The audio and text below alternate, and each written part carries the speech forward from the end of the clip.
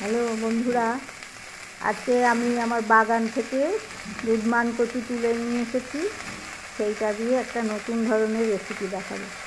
যা বাজারে সবজির দাম আকাল পড়েছে, সেই জন্য ভাবলাম বাড়ির জিনিস দিয়েই একটু আপনাদের নতুন ধরনের কিছু করে দেখাই।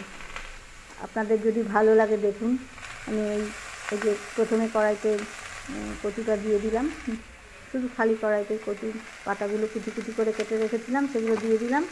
তারপরে দিলাম হচ্ছে রসুন আর আন্দাজ মতন লবণ দিলাম, একটু হলুদ দিলাম। এরপরে একটু জল অ্যাড করবো, জল অ্যাড করে এবারে নেড়ে চেড়ে ঢাকা দিয়ে রাখলাম।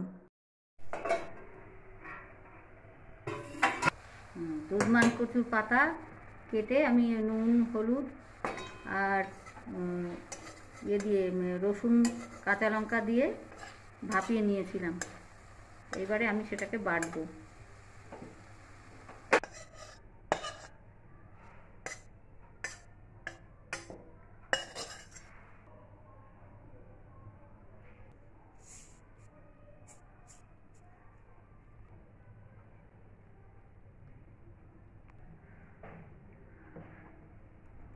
এবার আমি শিলে বেটে নিলাম। চিংড়ি মাছের মাথা ভাজা।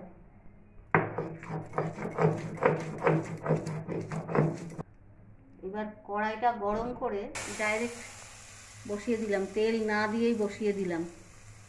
এবার সামান্য নেড়ে চেড়ে নিয়ে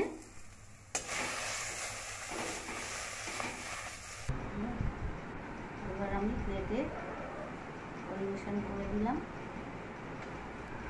কাঁচা সর্ষের তেল ছড়িয়ে দিলাম।